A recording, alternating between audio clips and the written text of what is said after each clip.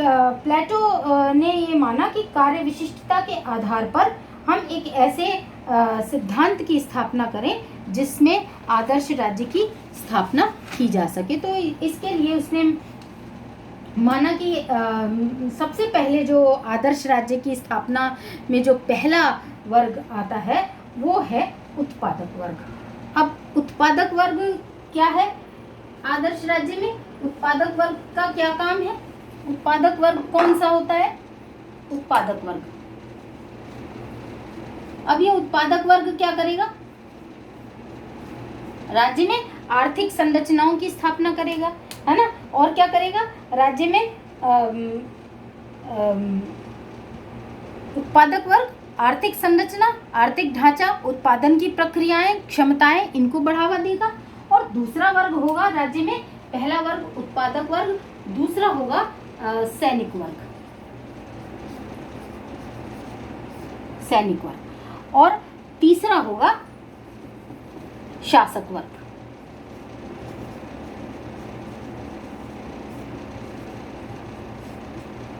ये तीन वर्ग राज्य में काम करेंगे और ये तीन वर्ग कार्य विशिष्टता के आधार पर ही काम करेंगे। अब पहला वर्ग जो है वो उत्पादक वर्ग। अब उत्पादक वर्ग से मतलब होता है कि जिसमें भक्षण की प्रवृत्ति होती है, जिसमें एक ऐसा रीजन होता है जो उत्पादन के कार्यों को करेगा।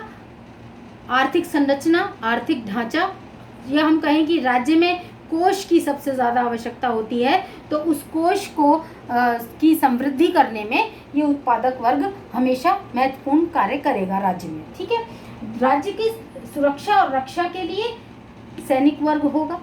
और तीसरा वर्ग होगा शासक वर्ग, जो राज्य का एक आधार होगा और दार्शनिक व्यक्ति उस शासक वर्ग को का भार ग्रहण करेगा। अब सैनिक उत्पादक वर्ग के पास तो भक्षण की प्रोडक्शन करने की क्षमता हो गई, ठीक है, और रक्षा करने की क्षमता सैनिक वर्ग के पास होगी, तो ये डिफेंस मैकेनिज्म को तैयार करेगा। और तीसरा वर्ग क्योंकि शासक वर्ग है, तो शासक वर्ग जो है उसमें विवेक की बुद्धि, विवेक, ये सारे तत्व ये इसमें होंगे। तो इसका मतलब क्या है? तत्व के आधार पर, गुणों के आधार पर राज्य तीन भागों में विभाजित हो जाएगा कार्य विशिष्टता के सिद्धांत के द्वारा। ठीक है। तो इसलिए हम कहें कि प्रोडक्शन, डिफेंस और उसके बाद आपका हो गया रीजन, है ना, रीजन, विवेक, इसके आधार पर ये तीन गुण जो है उसके आधार पर काम होगा और राज्य में कार्य विशिष्टता का सिद्धांत चलेगा। अब प्लेटो का जो आदर्श राज्य है उसका जो नींव है, उसकी जो आधारशिला है वो है न्याय या जस्टिस। क्योंकि एथेंस और स्पार्टा के नगर राज्यों में लोगों को न्याय और जस्टिस नहीं मिला या जस्टिस नहीं मिला, तो कानून के द्वारा वो चीज़ें नहीं मिली। अब कानून के द्वारा जो चीज़ें नहीं मिली, तो प्लेटो ने कहा कि व्यक्ति के चरित्र को सुधार दिया जाए और प्रत्येक व्यक्ति इस कार्य विशिष्टता के सिद्धांत के आधार पर अपने अपने वर्ग में काम करे, तो वही न्याय है।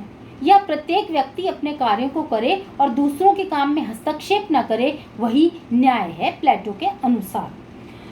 अब आदर्श राज्य का स्तंभ न्याय है, क्योंकि न्याय का मतलब है जिसमें नागरिक अपने निर्धारित क्षेत्रों में अपने अपने उत्तरदायित्व का निर्वहन करेंगे, यहाँ एक दूसरे के काम में हस्तक्षेप नहीं करेंगे। इसका मतलब प्लेटो शक्ति पृथक्करण के सिद्धांत को स्वीकार करता है या सेपरेशन ऑफ पावर्स के थ्योरी को स्वीकार करता है। इसलिए मैंने कहा कि हालांकि क्योंकि प्लेटो की जो पद्धति है वो दार्शनिक आधार लिए हुए है, क्योंकि संपूर्ण जो इसके चिंतन का जब निचोड़ निकालते हैं तो उसकी पद्धति निगमनात्मक है और अरस्तु की जो पद्धति है वो आगमनात्मक है या इंडक्टिव मेथड पर आधारित है।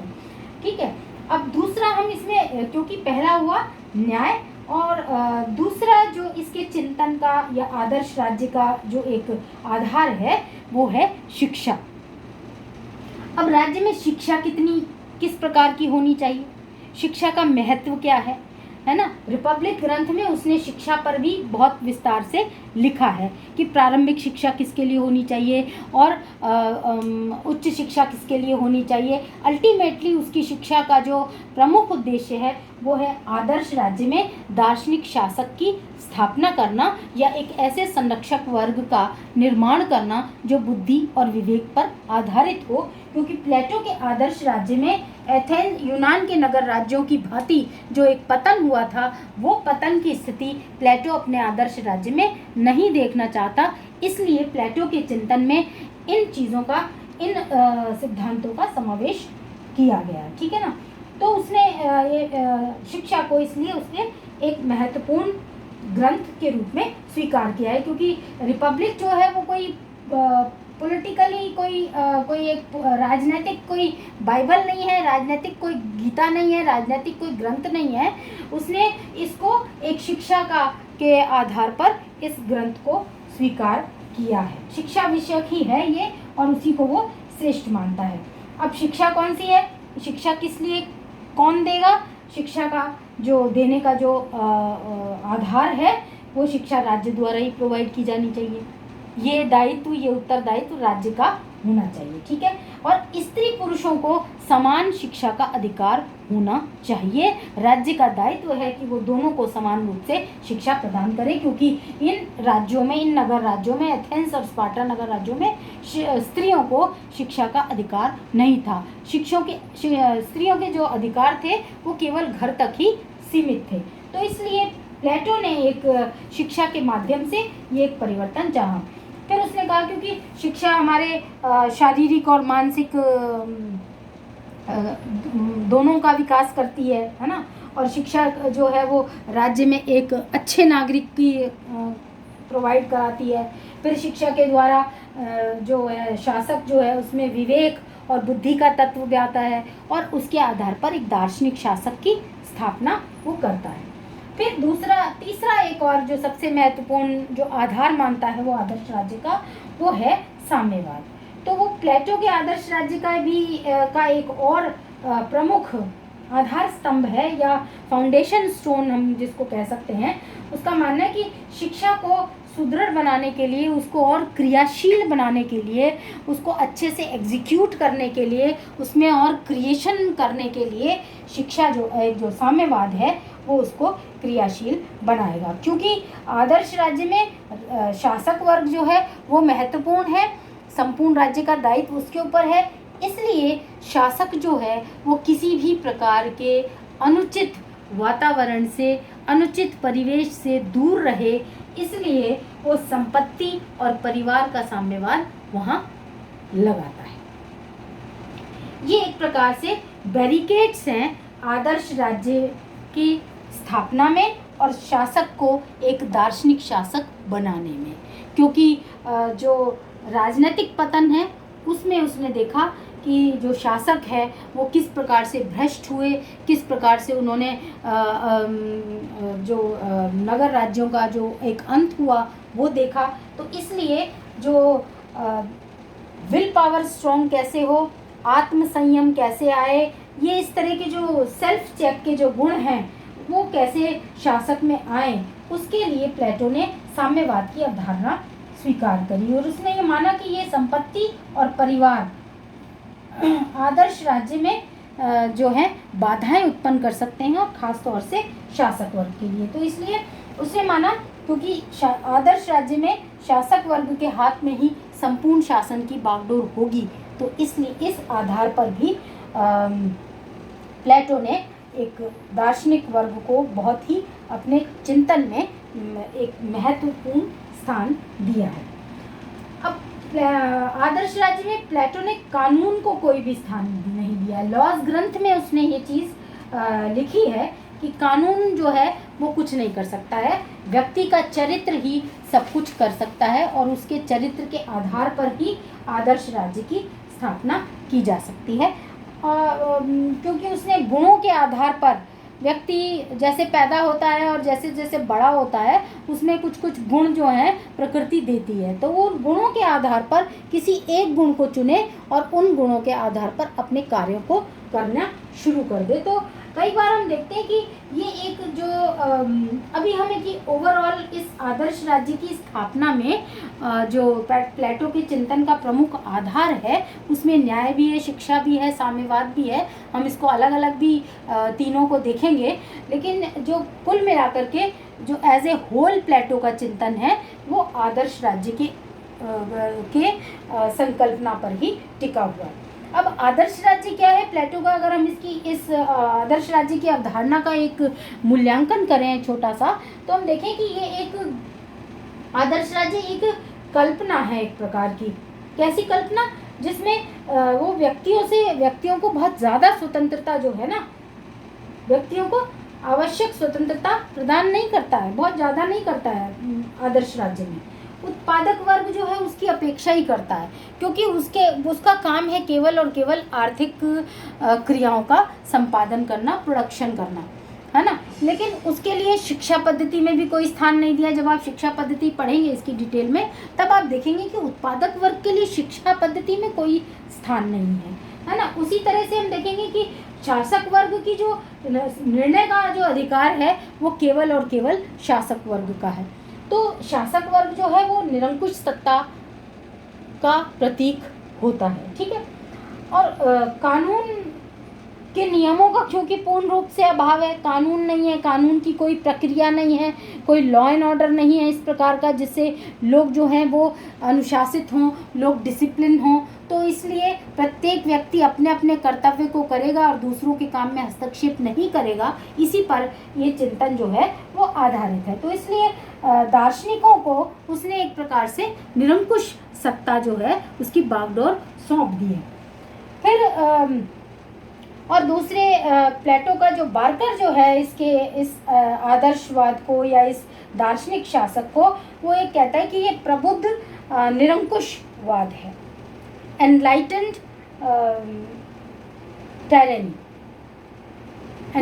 टायरनी, जो बुद्धि और विवेक पर आधारित है, ऐसा निरंकुशवाद जो शायद उस एथेंस और स्पार्टा जैसे नगर राज्यों की तुलना में ज़्यादा खतरनाक साबित हो सकता था।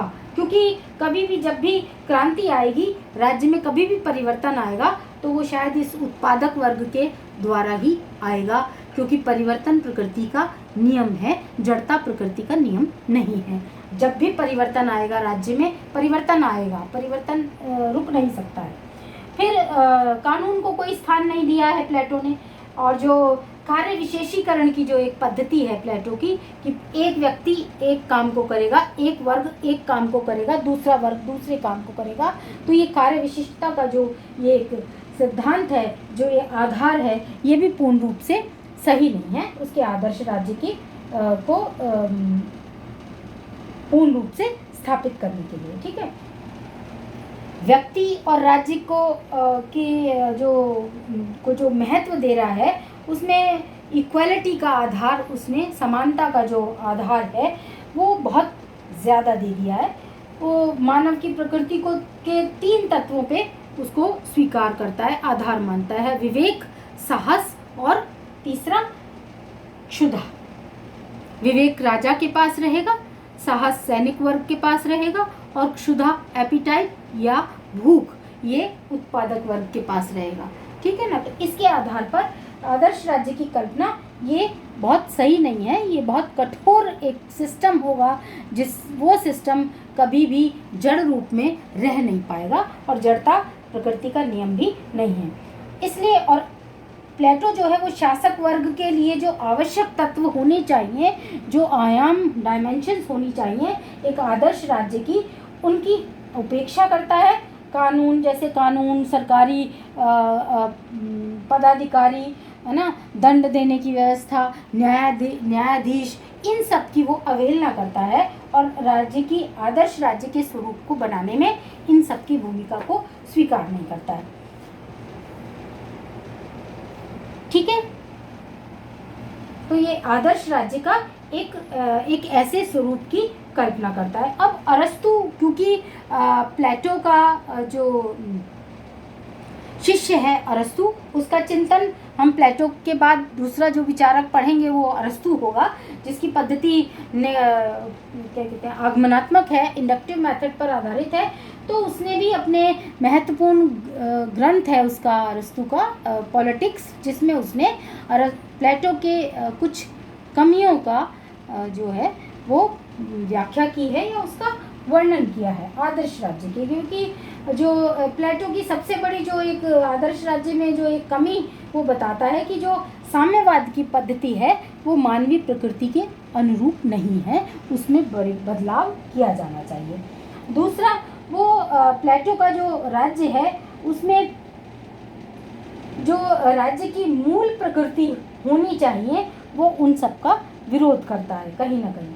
फिर प्लेटो के आदर्श राज्य में जो उत्पादक वर्ग है उसको वो पूरी तरह से इग्नोर करता है ना, उसको वो एक प्रकार का ये निम्न वर्ग ही मान लेता है इसको, कि ये एक साधारण वर्ग है, ये निम्न वर्ग है, बस इसका काम है केवल और केवल उत्पादन की क्षमताओं के आधार पर अपने इन क्रियाओं को आगे बढ़ाते रहना। उसके लिए कोई टीचिंग, कोई ट्रेनिंग, कोई स्किल डेवलपमेंट की कोई योजना, कोई प्रोग्राम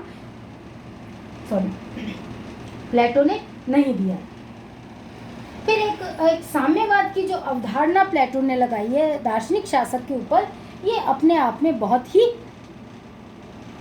चिंता का विषय बताती है। प्लेटो के चिंतन में चिंता किस लिए कि वो पूरी सामाजिक व्यवस्था की अवहेलना करता हुआ एक सोशल सिस्टम को पूरी तरह से उस इंफ्रास्ट्रक्चर को पूरी तरह से धराशायी कर देता है, जिसमें परिवार, समाज, समुदाय जुड़े हुए हैं।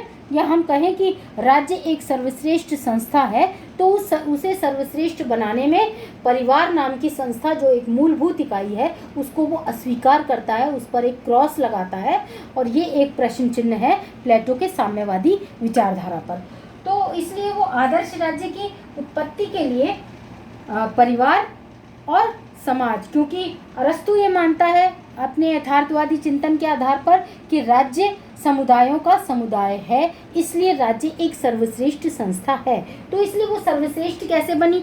सर्वश्रेष्ठ बनने में किसका योगदान था? अचानक से राज्य नहीं आ गया, परिवार आया, फिर समुदाय आए, समाज बना, और फिर धीरे धीरे उसका वृहद आकार जो है वो राज्य ने ले लिया। तो इसलिए राज्य एक सर्वश्रेष्ठ संस्था है और उसकी आधारशिला परिवार है, और सामाजिकरण की प्रक्रिया में भी पहली जो एजेंसी, पहली जो इकाई है वो आधार है। इसलिए प्लेटो के आदर्श राज्य में का जो आधार है वो सामाजिक परिवेश नहीं है, वो केवल और केवल मनोवैज्ञानिक आधार के ऊपर ही उसने आदर्श राज्य के चिंतन को प्रस्तुत किया है। धन्यवाद।